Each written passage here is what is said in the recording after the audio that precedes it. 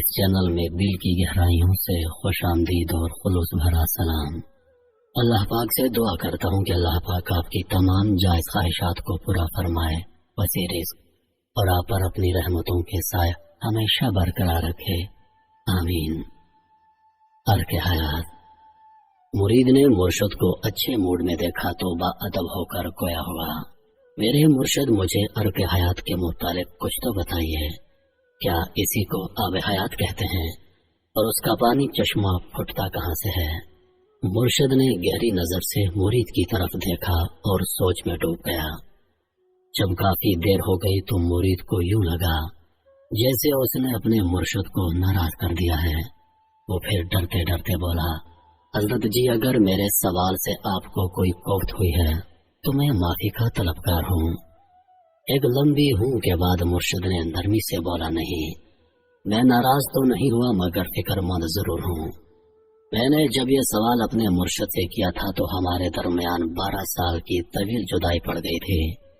میں سوچ یہ رہا تھا کہ پتہ نہیں میں تمہاری یہ طویل جدائی برداشت کر سکوں گا یا نہیں۔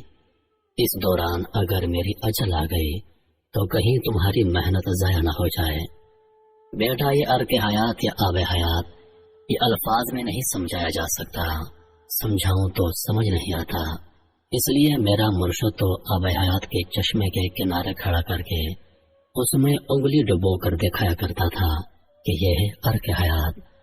میں نے یہ سوال اپنے مرشد سے ان کی زبانی میں پوچھ لیا تھا، تم نے بہت دیر کر دی ہے، خیر اللہ بہتر کرے گا۔ میں تمہیں ایک پودا دکھاتا ہوں، اس پودے کے پھول کا ارک تم نے ایک چھوٹی شیشی میں بھرنا ہے اور جب یہ شیشی بھر جائے تب میرے پاس واپس آنا ہے۔ یہ ارک ہی ہماری آنکھوں میں ارک حیات کو دیکھنے کی صلاحیت پیدا کرے گا۔ یاد رکھنا، ایک پھول سے صرف ایک قطرہ رس نکلتا ہے اور اگر شیشی فوراً بند نہ کرو تو فوراً اڑ بھی جاتا ہے اور یہ پودا جنگل میں کہیں کہیں ملتا ہے۔ اس کے بعد مرشد نے ایک درمیانے سائز کی شیشی اپنے مرید کو پکڑائی اور اسے ڈھیر ساری دعاؤں کے ساتھ رخصت کر دیا۔ مرید بہت پرجوش تھا، آب حیات کا معائنہ بس حل ہونے کو تھا اور اسے آب حیات کو دیکھنے اور چھونے کا موقع ملے گا، مگر ایک تو اس پودے کو ڈھونڈنا بہت مشکل تھا، تو ایک پودے کے ساتھ ایک پھول اور ایک پھول میں ایک قطرہ۔ الغرض اسے 12 سال لگ گئے بوتل بھرنے میں۔ جس دن اس کی بوتل بھری وہ اس کے لیے ایک نئی زندگی کی نوید تھا۔ ایک طرف وہ پھولے نہیں سما رہا تھا تو دوسری طرف اسے بار بار یہ خیال ستا رہا تھا کہ اگر اس دوران مرشد اللہ کو پیارے ہو گئے تو اس کی محنت ضائع چلی جائے گی، کیونکہ آب حیات چشمہ تو صرف مرشد کو ہی پتا تھا۔ وہ خیالات میں غلطاؤں پہچان کبھی چلتا تو کبھی دوڑتا، اپنے مرشد کے ٹھکانے کی طرف رواں دواں تھا۔ مرشد کے ڈیرے پر نظر پڑنا تھا کہ وہ بےتاب ہو کر دور سے ہی چلایا، میرے مرشد، اے میرے مرشد، دیکھ میں اپنی تپسیا میں کامیاب رہا، میں بوتل بھر لایا ہوں۔ اس کی آواز پر مرشد اپنی جھونپڑی سے باہر نکلا۔ 12 سالوں نے اس کی کمر دھری کر دی تھی مگر وہ بھی مرید کی کامیابی پر خوش نظر آتا تھا۔ اپنے مرشد پر نظر پڑنا تھی کہ مرید بے اختیار دوڑ پڑا اور یہی بے احتیاطی اسے مہنگی پڑ گئی۔ ٹیڑے میڑے رستے پر قدم کا سٹکنا تھا کہ مرید لڑکھڑایا اور ارگ سے بھری شیشی اس کے ہاتھ سے چھوٹ کر ٹھا سے پتھر پر لگی اور چورا چورا ہو گئی۔ ارگ کے کچھ چھینٹے مرشد کے پاؤں پر پڑے، باقی کو جھٹ زمین نکل گئی۔ بے اختیار مرید کی چیخ نکل گئی، میرے مرشد میں لٹ گیا، میں برباد ہو گیا، میری محنت ضائع ہو گئی، میرے 12 سال کی مشقت مٹی بن گئی، میرے مرشد میں تباہ ہو گیا۔ مرشد اپنے مرید کو چھوڑ کر اندر گیا اور ایک چھوٹی سی شیشی لایا جس میں اس نے روتے سسکتے مرید کے آنسو بھرنا شروع کر دیے اور وہ شیشی بھر لی۔ اب مرید رو رہا تھا تو مرشد ہنس رہا تھا، میرے مرشد میری زندگی برباد ہو گئی اور آپ مسکرا رہے ہیں۔ مرید نے تعجب سے پوچھا، مرشد اسے اندر لے گیا اور بکری کے دودھ کا پیالہ پینے کو دیا۔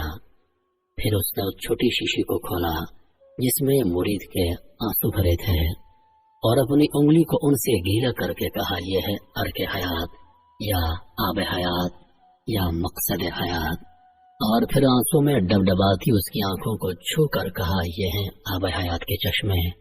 याद रखो, अल्लाह ने इंसान को इन आंसुओं के लिए पैदा किया है, इन्हीं में जिंदगी छुपी हुई है।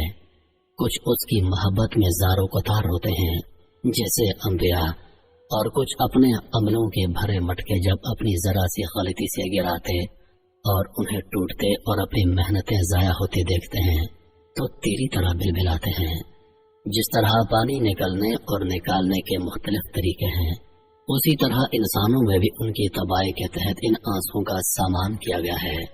याद रखो, आसमान पर भरने वाले बहुत सारे हैं मगर शीशी किसी की नहीं टूटती। आसमान वालों के मटके हर दम भरे रहते हैं, वहाँ मटके टूटने के असबाब नहीं रखे गए। उनके रोने में तस्बीह है, पछतावा नहीं है। हमें इसी मकसद से बनाया गया है। फिर इस दुनिया के टेढ़े मेढ़े रस्तों पर हाथ में तकवे की बोतल देकर दौड़ाया जाता है, और जब जरा सी बेएहतियाती से तकवे की वो सालों की मेहनत किसी गुनाह में डूब जाती है और हम पछताते हैं और ज़ारो कतार होते हैं, तो अल्लाह फरिश्तों को उसी तरह हमारे आंसू समेटने पर लगा देता है जिस तरह आज मैंने तेरे आंसू शीशी में जमा किए हैं। ये वो पानी है जिससे जहन्नम की आग भी डरती है। अल्लाह के रसूल ने हशर का नक्शा खींचा है कि जहन्नम की आग फरिश्तों के काबू में नहीं आ रही होगी और मैदान हशर में बागियों की तरफ फुंकारे मारती हुई लपकेगी। फरिश्ते अपनी बेबसी का इजहार करेंगे तो अल्लाह पाक जिब्रील अमीन अलैहिस्सलाम से फरमाएंगे, वो पानी लाओ, और फिर जिब्रील उस पानी के छींटे मारते जाएंगे और आग पीछे सिमटती जाएगी यहाँ तक कि अपनी हद में चली जाएगी। सहाबा ने पूछा, ए अल्लाह के रसूल, वो कौन सा पानी होगा? आपने फरमाया, अल्लाह के शौक में अल्लाह के खौफ से रोने वाले आंसू होंगे जो अल्लाह ने आग पर हराम कर रखे हैं। यही वो रोना है जो अमीर खुसरू रोते हैं, बहुत ही कठिन